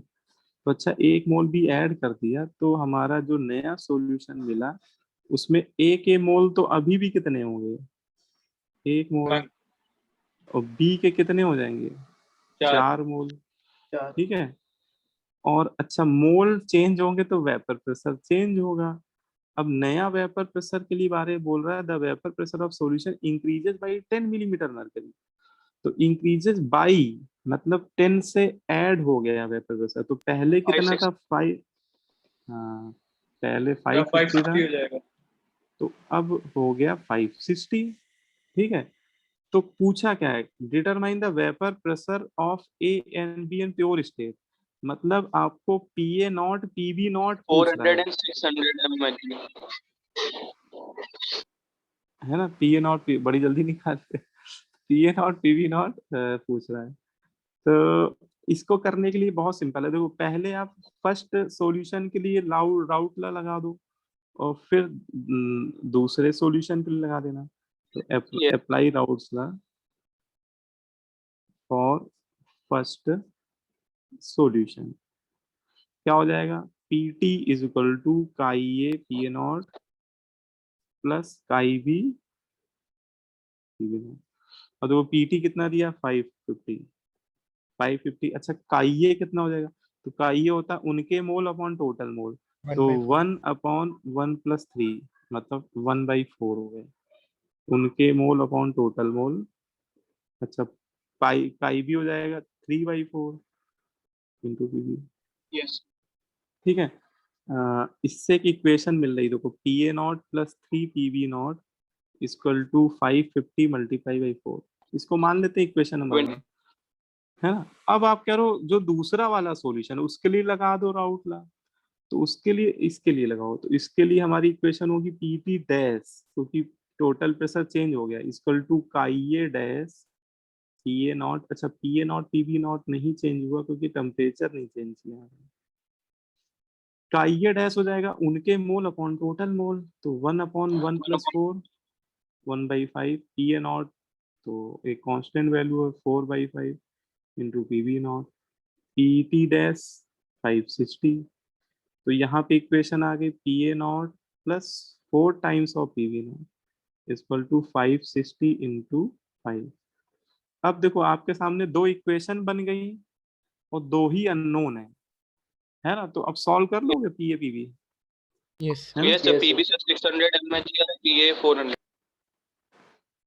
अच्छा पी बी 600 पी ए 400, तो solve for P N P V not, ये दो लीनियर इक्वेशन है, आप बड़ी आसानी से सॉल्व कर सकते हो। तो जैसा कि बच्चे ने बताया पी ए नॉट आ रहा है 600, पी वी नॉट The 400 है। PA not 400 आ रहा है. अच्छा Yes, P A sir. Not, Sir, PB अच्छा not 600 है. ठीक है तो सही मान लिया मैंने। अच्छा बताओ, इस आंसर को देख के बताओ इन दोनों में कौन सा कंपोनेंट मोर वोलेटाइल पीबी PB सब बी वाला। PB है ना? पीवी मोर वोलेटाइल। कई बार ऑब्जेक्टिव में वो आपसे इस तरह ही की बातें पूछेगा कि पूरा क्वेश्चन में वो P A not PV naught की वैल्यू नहीं पूछेगा, बोलेगा कि कौन सा कंपोनेंट वोलेटाइल है। सत्यम सिंह कितने आ रहे हैं भाई?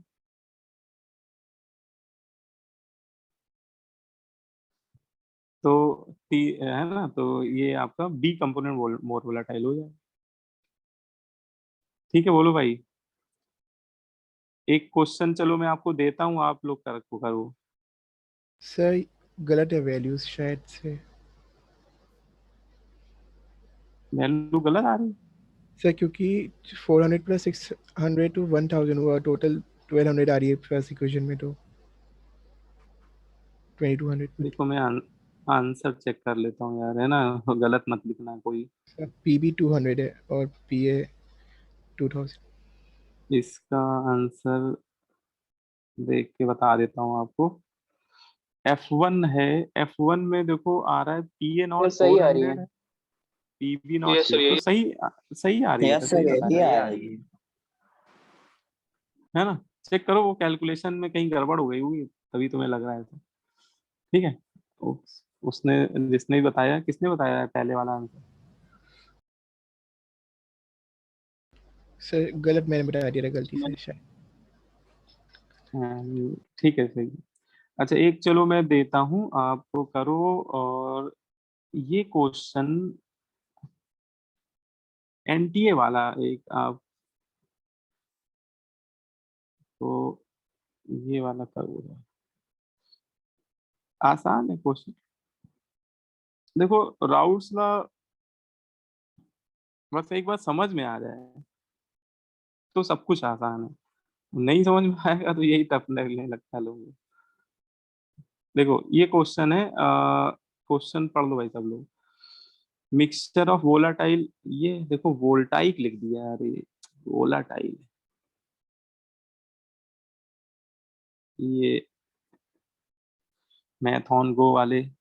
Mixture of volatile component A and B has total vapor pressure P is equal to 254 minus 119 chi A, where chi is mole fraction of A in the mixture. Hence PA naught and PV naught. Sir C होगा answer. C आ रहे हैं। Yes sir. जल्दीबाजी में answer दे रहे हो।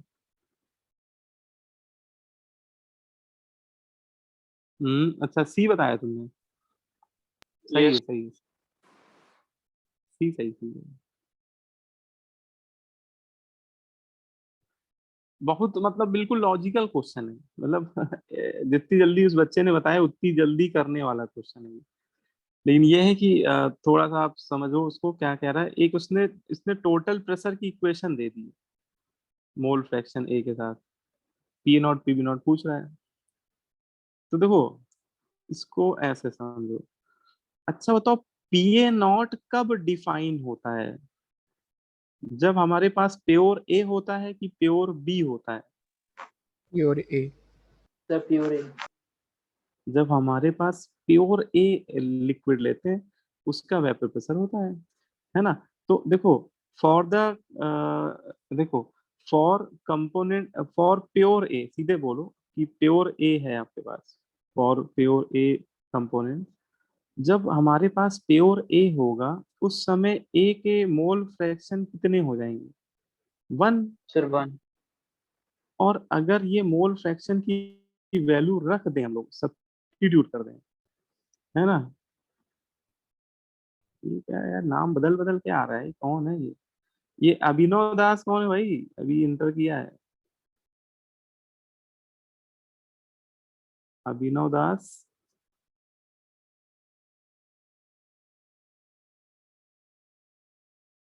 ये वही है जो नाम बदल बदल के आ रहा है, पता नहीं क्या मजा आ रहा है इनको नाम बदल। देखो for component A chi A equal to 1 है, काई ए की वैल्यू 1 रख दो यहाँ पे। तो काई ए की वैल्यू 1 रख दोगे तो हो जाएगा 254 माइनस 119 इंटू 1, तो ये कितना आ गया 135 135। है ना। तो काइये 1 रखते ही जो याद करो जब काइये 1 रखा था तो पीटी बराबर किसके आ गया था, पीए नॉट के। इसका मतलब जो ये टोटल प्रेशर है यस वो कोई और नहीं है, वो ए ही कंपोनेंट का तो वेपर प्रेशर होगा। तो ए कंपोनेंट का यस प्योर स्टेट में मिल गया।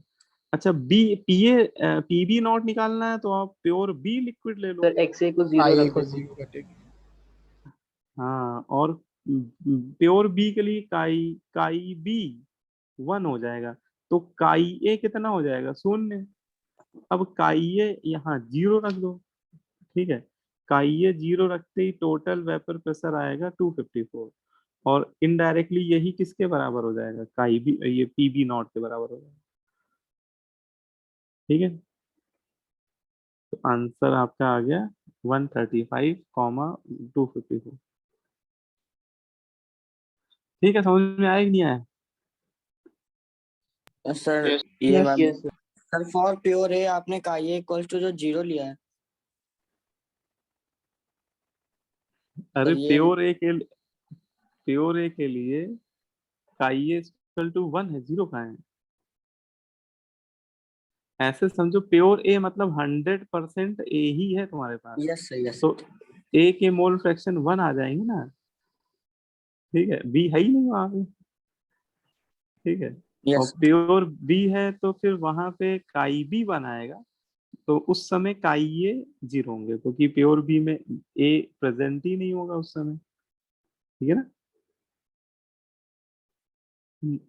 बोलो भाई, क्लियर समझ में आ रहा है नहीं आ रहा?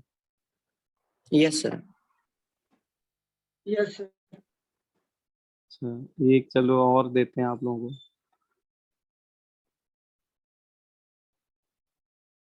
क्वेश्चंस, भैया जितने करोगे। और केमिस्ट्री में तो एक लिमिट के बाहर क्वेश्चन ही नहीं बनते हैं।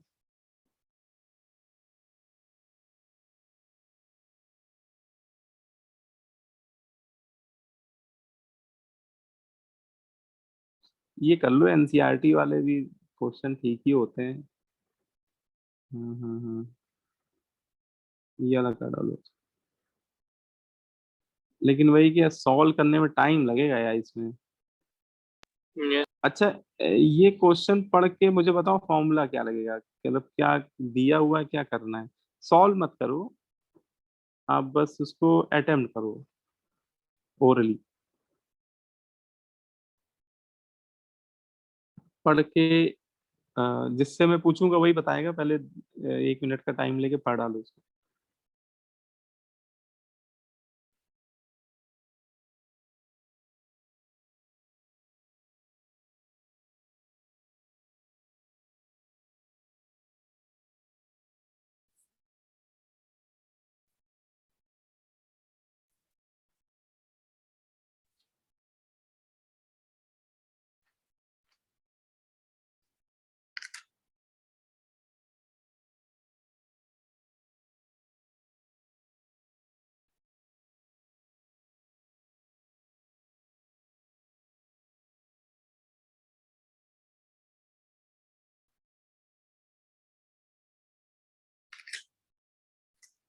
पढ़ लिया आपने?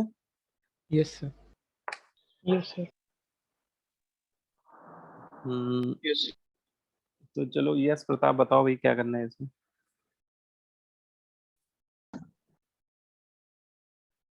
सर मी हाँ तुम ही बताओ। यस यस सिंह नाम। सर इसमें वैल्यूज दी हैं, हम लोग मोल्स फाइंड कर लेंगे और मोल फ्रैक्शन फाइंड कर लेंगे और पी और फॉर्मूले में डाल के निकाल लेंगे, एक का मोल फ्रैक्शन निकाल लेंगे तो उसी से माइनस कर देंगे दूसरे को, 1 से तो आ ही जाएगा। अच्छा था।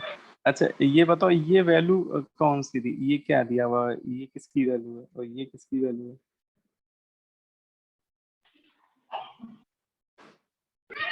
सर सर ये पीए और पीबी दिया है। हाँ ठीक ठीक good। ठीक है बिल्कुल सही बताया आपने। देखो यहाँ पे क्या है, हेप्टेन और ऑक्टेन ले लिया है, ठीक है। और दोनों आइडियल सॉल्यूशन बना रहे हैं, और दोनों का वेपर प्रेशर दे दिया है, दोनों कंपोनेंट का अलग अलग। तो ये इसका मतलब प्योर स्टेट में दिया है। तो हेप्टेन को H लिख लेते हैं, तो pH नॉट दे दिया उसने 105.2 प्योर हेप्टेन का वेपर प्रेशर हो गया। अब देखो प्रेशर की यूनिट कुछ भी हो उससे फर्क नहीं पड़ेगा, क्योंकि उसी यूनिट में आंसर भी हम लोग लिख देंगे। और दूसरा ऑक्टेन, ऑक्टेन का कितना है 46.8 किलो पास्कल। तो टोटल, अच्छा पूछा उसने टोटल वेपर प्रेशर मिक्सचर का, मिक्सचर का वेपर प्रेशर टोटल, तो पीएच पीटी इक्वल टू हो जाएगा वही फॉर्मूला लगा दो, chi H into P H not plus chi O, O for octane मान लेना, और पी ओ नॉट। अब इसमें काई एच को लिख देंगे मोल fraction of H divided by moles of x upon moles of hexane plus moles of octane into P H not. अब ये हो जाएगा moles of octane divide by moles of hexane plus, अरे इसको सीधे लिख देना 1 माइनस, है ना, दोबारा क्यों मेहनत करोगे, 1 माइनस काई एच, है ना, काई एच मेहनत करके निकाल लो। अच्छा बस का मोल, अच्छा देखो अब उसने मास दिया हुआ है तो मोल निकालने में भी मेहनत लगेगी। जैसे आपको हेक्सेन के मोल निकालने हैं तो उसका मास, और हेप्टेन, हेप्टेन होता है C7 हाइड्रोजन डबल से दो ज्यादा 14 2 16, तो इसका मोलर मास से डिवाइड करना, ठीक है। 100, और ऑक्टेन का 100 आएगा। yes अच्छा मोलर मास तो सिंपल सर, इसका सिंपल था। 27 होगा, 26/100। हाँ इसका 26 है। और 35 ऑक्टेन का हो जाएगा C8 8 का डबल 16 2 18, इसका मोलर मास CH2 प्लस कर देंगे 114। 150, ठीक है। हाँ तो बस ये मोल रख के अब निकाल ही लोगे, ठीक है। बस कैलकुलेशन देखो, सब्जेक्टिव क्वेश्चन में कैलकुलेशन थोड़ी मिलेगी, लेकिन क्या करना है ये तो समझ में आ गया है, ठीक है। अब इसमें एक बहुत छोटा सा कॉन्सेप्ट है, मैं 5 मिनट लेना चाहूंगा आपके, तो ये कंप्लीट हो जाएगा आपका राउट्स ला, नहीं तो एक दो क्वेश्चन में आप लोग अटकोगे कहीं ना कहीं, फिर आप कहोगे मुझे आया नहीं, है ना, तो उसको भी खत्म ही कर लो। देखो आपसे कभी ऐसा भी हो सकता है राउट ला में, calculation of mole fraction of component in vapour face, हो सकता है आपको वेपर फेस में मोल फ्रैक्शन पूछे जाए किसी कंपोनेंट में, ठीक है। देखो इसका मतलब समझो, इसका मतलब ये है, जैसे सबसे पहला वाला डायग्राम पे आ जाए वापस, तो यहाँ पे कंपोनेंट ए के जो मोल फ्रैक्शन थे जिनको हम लोग ने काई काई बी बोला था, ये मोल फ्रैक्शन बेटा लिक्विड स्टेट में थे, ये मोल फ्रैक्शन किस स्टेट में, लिक्विड। लेकिन आप ये बताओ इक्विलिब्रियम पे तो वेपर, जैसे ए के मॉलिक्यूल जो होंगे वो लिक्विड में भी हैं और वेपर में भी हैं, ठीक है। तो ए कंपोनेंट के वेपर फेस में भी तो मोल फ्रैक्शन होने चाहिए, क्योंकि वेपर फेस में ए के कुछ मॉलिक्यूल होंगे और बी के भी कुछ मॉलिक्यूल हैं, ए के भी कुछ मोल प्रेजेंट होंगे वेपर फेस में और बी के भी कुछ मोल प्रेजेंट होंगे वेपर फेस में, तो इनके मोल फ्रैक्शन वेपर फेस में भी तो पूछे जा सकते हैं, इक्विलिब्रियम पे नहीं पूछे जा सकते, है ना। तो ये बात तो समझ में आ गई ना कि ये हम लोग कौन से मोल फ्रैक्शन की बात कर रहे हैं। देखो लिक्विड फेस। हाँ नहीं, लिक्विड फेस वाले तो काई भी वो तो हम लोग निकाल चुके हैं, ये सर उन्हीं ठीक को है। अब कैलकुलेट कर रहे थे हाँ अभी।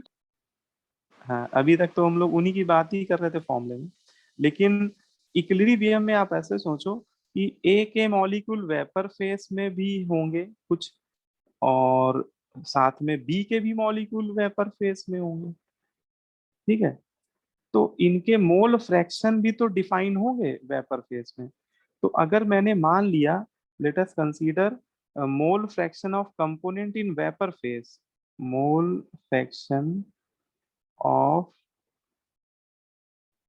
Component A in vapour face, vapour face में ए कंपोनेंट के मोल फ्रैक्शन को वाई ए मान लिया, क्योंकि देखो लिक्विड फेस में मोल फ्रैक्शन को हम लोग सिंबल पहले ही क्या दे दिए, काई है। तो वेपर फेस में नया सिंबल यूज करते हैं, उसको वाई, इसको एक्स मान लेते हैं, तो इसको फिर वाई बोल देते हैं, ठीक है। वैसे वो एक्स नहीं काई होता है, लेकिन यहाँ पे उसको ऐसे ही कंसिडर करते हैं। अब देखो जैसे बी के मोल फ्रैक्शन हो गए काई बी लिक्विड फेस में, तो वेपर फेस में मोल फ्रैक्शन को हम लोग नाम देंगे वाई बी। तो यहाँ पे जो हम लोग बात कर रहे हैं वो वाई ए और वाई बी के कैलकुलेशन की बात कर रहे हैं, ठीक है, ये वाले मोल फ्रैक्शन। अच्छा, अब ये कैसे निकालें, अब इस पे आते हैं। तो देखो ये निकालना देखा जाए तो बहुत आसान है। ये आप ऐसे समझो, केवल आप वेपर फेस को ही देखो, एक सेकेंड, लिक्विड फेस को भूल जाओ कि लिक्विड फेस है।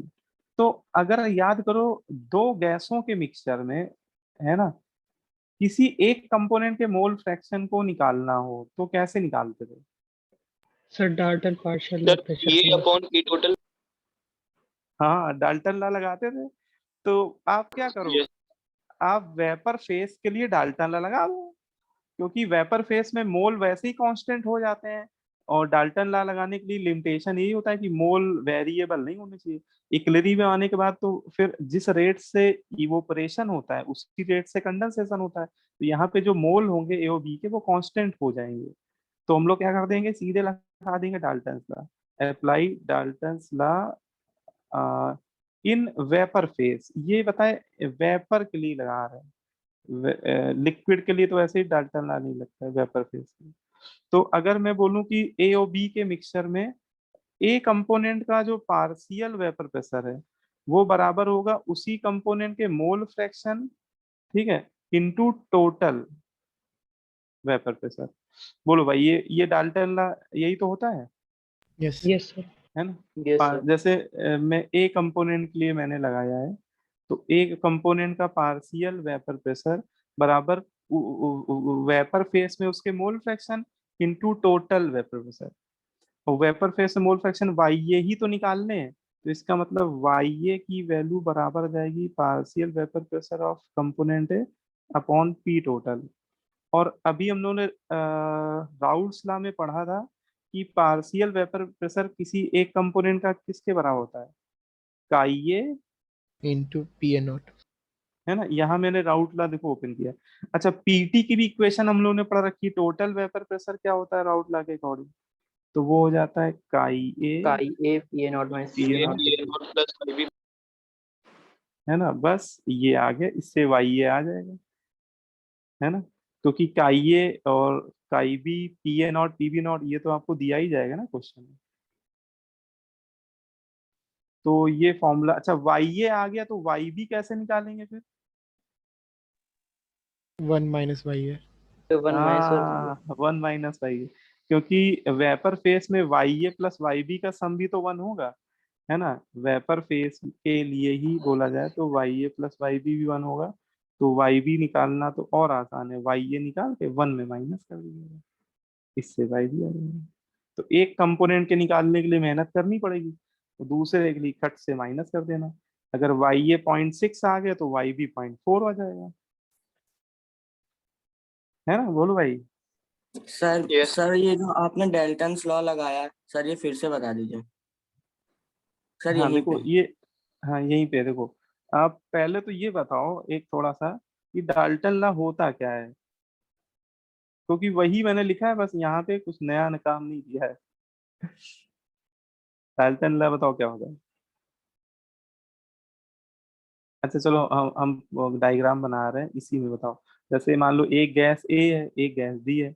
ए गैस के मोल कुछ एन एन ए है, बी गैस के मोल एन बी है। ए गैस का पार्शियल प्रेशर पी ए है, बी गैस का पी बी है, और टोटल जो प्रेशर है वो पी टी है। तो बताओ डाल्टन लॉ के अकॉर्डिंग पी ए बराबर क्या होगा?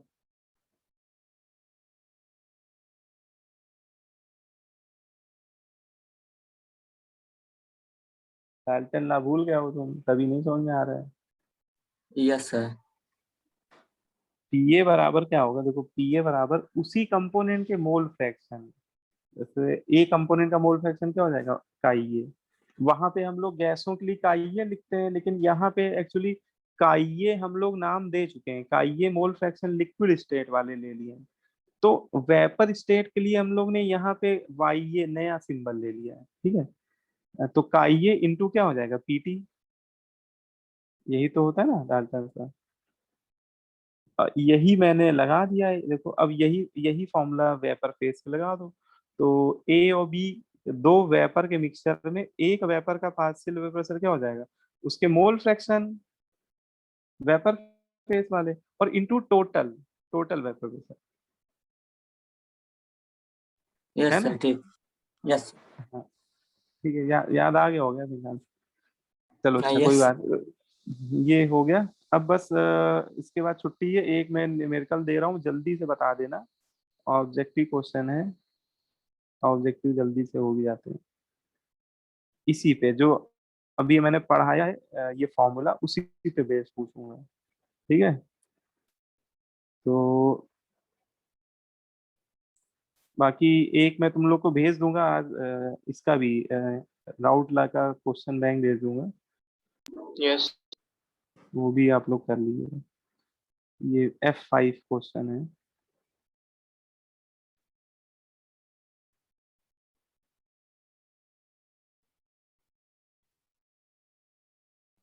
है ना, जैसे ये बात पढ़ डालो, जितनी जल्दी कर लोगे उतनी जल्दी छुट्टी है।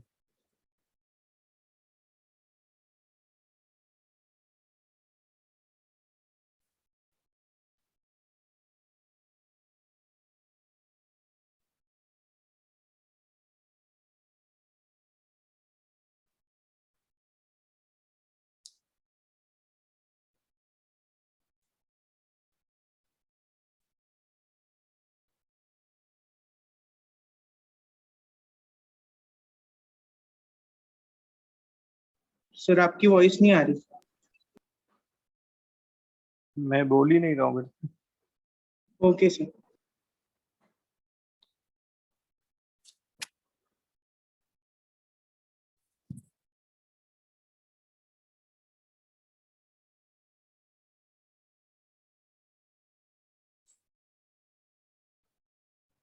है ना, क्वेश्चन तो सभी ने रीड कर लिया हो। Yes. Sir, 0. सर ए आ रहा है। ये आ रहा 0.1। यस। हाँ, देखना पड़ेगा, आंसर मुझे याद है, लेकिन A B 0.2. A B C में आएगा कोई मोल फ्रैक्शन, फ्रैक्शनली होते हैं, है ना। ए या बी में लग रहा है ना, किसी बच्चे का ए आ रहा है, कुछ बच्चों का बी आ रहा है, ऐसा है। अदिति क्या आ रहा है, अदिति वाजपेयी।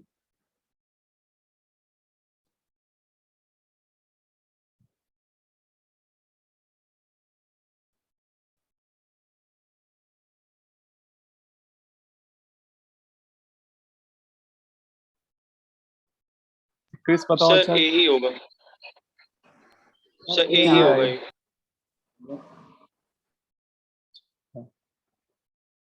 ये। ए बी में ही कोई है, दो चार। क्रिस, क्रिस बेटा कितना आ रहा है तुम्हारा। सर अभी निकाल रहा हूँ। क्षितिज, क्षितिज बताओ बेटा। सर 0.1 ही आ रहा है। 0.1 ही आ रहा है। सर भी निकाल रहे हैं। अच्छा, सर इसमें डायरेक्ट वाई अपॉन वाई भी कर देंगे तो सर वो बचेगा सर ए ही आ रहा है। अपॉन काई इंटू टी ए नॉट। ही आ रहा है। Sir, A ही। हाँ, ए आ रहा है। ठीक है, ठीक, ए आना चाहिए। देखो इसमें जो दिया है, इसमें तो मैंने लिख दिया है, दो लिक्विड ए और बी के वेपर प्रेशर का रेशियो 1:3 है, ठीक है। P A not P B not का रेशियो दे दिया है, और उनके मोल का रेशियो भी दे दिया है ना। और कह रहा है, ये वाली लाइन को पढ़िए, मोल fraction of A in vapour phase. जब भी मोल फ्रैक्शन पूछा जाए राउट लॉ में, तो ये जरूर देखना कि किस फेज पे पूछ रहा है। तो ये कह रहा है वेपर फेज वाले, मतलब आपसे वाई निकलवाने की चाहत है ना। और वाई निकालना है, तो देखो वाई हमें निकालना है। और वाई का अभी हम लोग ने फॉर्मूला पढ़ा है, डाल्टन लॉ से वाई आया था P A upon P total, ठीक है। और इसको हम लोग ने लिख दिया था राउल्स लॉ लगा के, ओपन कर दिया था chi A P A not, और टोटल वाला हो जाएगा chi A P A not plus chi B P B not, है ना। ये इक्वेशन नंबर 1। अब देखो ऐसे क्वेश्चन में जब सारा खेल रेशियो में हो रहा है तो आप भी रेशियो में ही खेलो। जैसे वाई ए आपने लिख दिया, ऐसे ही वाई बी लिख दो, तो ये हो जाएगा P B upon P T, ये हो जाएगा chi B P B naught upon chi A not plus P P A not plus chi B naught plus P B not. अब दोनों इक्वेशन को उठा के डिवाइड कर दो, इक्वेशन 1 अपॉन इक्वेशन 2। इससे आएगा देखो Y A upon Y B equal to, देखो ये तो पूरा ही पूरा उड़ गया पी टी, है ना। तो ये आगे देखो chi A upon chi B into P A not upon P B not. अब आपको देखो क्लियरली दिख रहा है कि ये P A not P B not की वैल्यू दी हुई है। अच्छा, जो दो कंपोनेंट के मोल फ्रैक्शन का रेशियो होता है वही उनके मोल का रेशियो होता है, क्योंकि टोटल मोल तो वैसे ही कैंसिल हो जाएंगे। तो इसको आप चाहो तो ऐसे भी लिख लो, है ना। तो N A upon N B दिया हुआ है ना, हाँ, N A upon N B 1/3, P A upon P B भी सॉरी 1/3, 1/9। और इसको वाई बी को लिख दो 1 माइनस वाई, है ना। आप समझ गए आप। तो ये हो गया 9 वाई ए बराबर 1 माइनस वाई ए, तो इधर ले आओ तो 10 वाई ए बराबर 1, तो वाई ए 0.1 आ रहा बराबर है। 1/10, मतलब 0.1 है। तो ए आंसर सही है बच्चों आप लोगों का, ठीक है। तो राउल्ट लॉ में बस है इतना ही, मोटा मोटा बोला जाए 2 फॉर्मूले हैं। एक फॉर्मूला ये है, ये वेपर फेस वाला, ये सबको अच्छे से रट्टा मार लो क्या है इसमें, कौन सा कंपोनेंट क्या शो कर रहा है। और दूसरा ये पीटी वाला, ये वाला जो फॉर्मूला नहीं तो शुरुआत में पढ़ा है, ये वाला पीटी वाला। ये दो ही फॉर्मूले से सारे क्वेश्चन लगते हैं एक तरफ से, ठीक है। तो मैं आपको क्वेश्चन भी भेज दूंगा। अच्छा, सीट में सेक्शन एफ में दिया है, सेक्शन एफ राउल्ट लॉ में क्वेश्चन है सारे, तो सीट में सेक्शन एफ कर लेना, और बाकी बाकी मैं कुछ एनसीईआरटी वगैरह ये सब भी भेज दूंगा, miscellaneous question, RC sir Mukherjee के क्वेश्चन कुछ दे दूंगा, करिएगा आप लोग, ठीक है। एक्सक्यूज मी हाँ बोलो बोलो। सर, वो question bank sir class group में भी भेज दीजिए। क्लास ग्रुप में भेज देंगे, ठीक है ना। गूगल क्लासरूम में नहीं हो क्या तुम? सर हूँ, बट अभी थोड़ा वो फोन में थोड़ी दिक्कत हो गई है, और सर फोन में आईडी दिक्कत हो और गई? मैं मतलब उसके मतलब गूगल वाली आईडी से दीदी की है, वो मुझे याद नहीं है अभी। अच्छा, चलो मैं उसमें भी भेज दूंगा, ठीक है। ओके ओके, चलो फिर कर रहा हूँ, क्लोज कर रहा हूँ, ठीक है। आप लोग भी Yes, दूसरी sir. क्लास हो गया। ओके।